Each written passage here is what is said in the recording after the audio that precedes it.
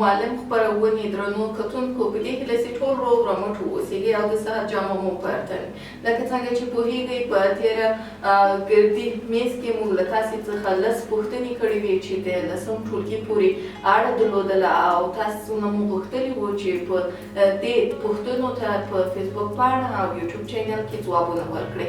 نن راځو او په ویشتم ګردي میز د ریاضي مضمون کې دې کومنټونو ته ځواب وایو. دغه کومنټونه چې تاسې موږ ته په یوټیوب چینل او فیسبوک پاڼه کې د سوالونو په هکله کړي دي. موږ له تاسو څخه هغه پوښتنې کړې وې چې تاسې زحمت ویستلی د تقریبا ډېرو زده کوونکو دغو پوښتنو ته ځوابونه رالیږلي دي په دواړو برخو کې.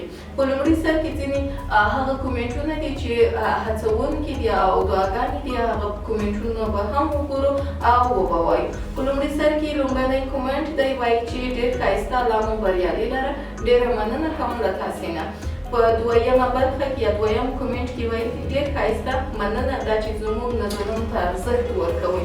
تاسې څخه هم ډېره مننه دا چې موږ ته کومنټ کوئ او خپله ویډیو یا خپله هغه څه چې موږ تاسو ته نشروو هغه راته ګورئ. بیا هم سټیکر دی او راځو بل کومنټ ده. په بل کومنټ کې پوښتنې ته ځواب ورکول سوی ده. هغه پوښتنه چې موږ تاسې نه کړې وه لیکلي دي د دوو پولینومونو د ضرب لپاره لومړی حد د دویمې معادلې په ټولو حدودو کې ضربوو او همداسې دوام ورکوو او ټول حدود سره ضربوو. یعنی دا صحیح ده. که چېرته موږ په نظري برخه باندې راسو نو دا ډول باید موږ دا کار وکړو.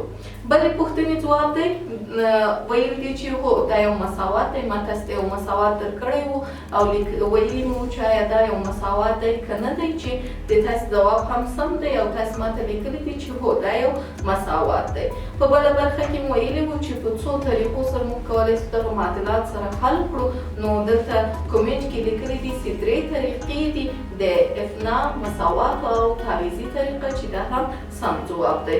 په همدې ترتیب سره په بله برخه کې موږ او تاسې یوه بله پوښتنه درلودله او ویلي مو چې د اکس ځواب راته پیدا کړئ چې ګراني زده کوونکي راته لیکلي دي قیمت 2 کیږي. که چېرته یې معادله کې واچوو نو د معادلې اکس 14 راځي قیمت. نو اصل کې قیمت 2 ده، خو که چېرته موږ په معادله کې دغه 2 واچوو د اکس پر ځای نو خپله معادله مساوي کېږي په 14 باندې چې د دوی ځواب هم بیخي سم دی. او همداسې نورو کومنټونو ته هم په همدې ترتیب سره نورو زده کوونکو هم ځوابونه ورکړي دي چې تکراري هماغه ځوابونه دي او سم یې ځواب کړي دي. بله پوښتنه دا وه چې دغه د ریاضي روابط څو دانې دي یا څو ډوله دي، چې دلته ګرانې زده کوونکي لیکلي دي 3 ډوله روابط لرو په ریاضیاتو کې: مساوات، معادله او مطابقت. په همدې ترتیب سره یوه معادله ما درکړې وه یا یو پوښتنه ما درکړې وه چې هغه تاسې باید حل کړئ چې ګرانې زده کوونکي حل کړي ده او حل یې راته رالیږلی دی چې 10x مکعب 0x 2 او 8x مثبت 8 بیخي صحیح ده. بلې زده کوونکي هم همدا ځواب رالیږلی ده. دا پوښتنه صحیح ده. د معادلې قیمت وایي 14 کېږي، سې همداسې ده. موږ ویلي وو چې صفري پولینیوم راته تعریف کوي او دا یوه پوښتنه وه. دلته ګرانې زده کوونکي ځواب راکړی دی چې هغه پولینیوم دی چې یوازې ثابت حد ولري او دا ځواب یې سم دی. دا هغه پولینیوم دی چې ثابت حد ولري، هغه ته موږ بیا همداسې نوم ورکولی شو. په همدې ترتیب سره ځینو نورو زده کوونکو هم همدې سوالونو ته همداسې کومنټونه رالیږلي دي. مثلا بلې زده کوونکي داسې لیکلي دي هغه پولینیوم چې یوازې ثابت حد ولري ورته ثابت پولینیوم ویل کېږي. نو د ثابت پولینیوم تعریف مکمل ډول باندې داسې کولی شو.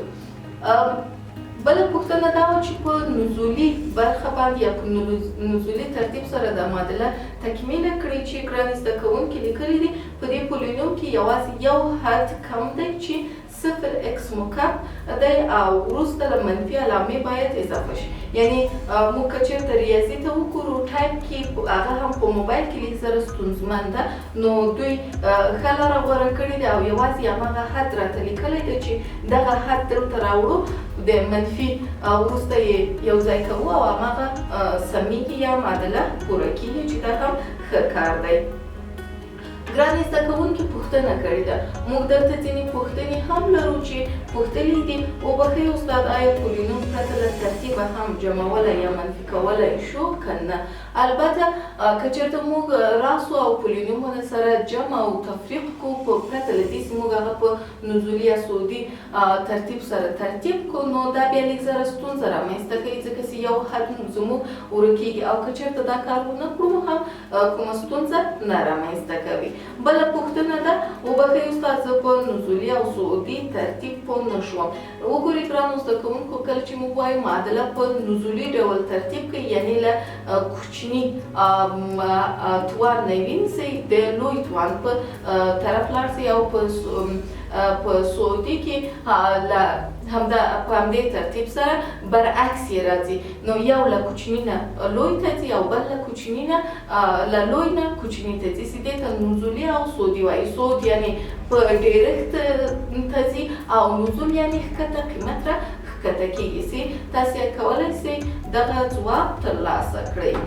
په همدې ترتیب سره ګرانو زده کوونکو نورو هم همداسې کومنټونه کړي دي، مثلا ویلي دي مننه له ښایسته ویډیوګانو مو چې موږ هڅوئ. مننه له تاسو څخه چې زموږ ویډیوګانې ګورئ او خپل درس لولئ. دا موږ په دې کومنټونو باندې هڅول کېږو تر څو تاسو ته دغسې ښایسته نورې ویډیوګانې هم چمتو کړو. ښه ګرانو زده کوونکو دا و د تاسې د کومنټونو ځوابونه چې انشاءالله تاسې به دغه ځوابونه ترلاسه کړي وي او دغه کومنټونه به مو ترلاسه کړي وي. که چېرته بیا هم ستونزه لرئ یا په کوم ځای باندې پوه سوي نه یاستئ، کومه پوښتنه بیا هم لرئ، کولی شئ هغه پوښتنه بیا هم د کومنټ په برخه کې له ما څخه وکړئ تر څو زه په نورو ګردي میزونو کې د هغو کومنټونو ځوابونه له تاسو سره شریک کړم. نو تر بیا چې زه راځم تاسو ته 8 ګردی میز وړاندې کوم. تاسو په پاک څښتن ته لاس پر ملامت.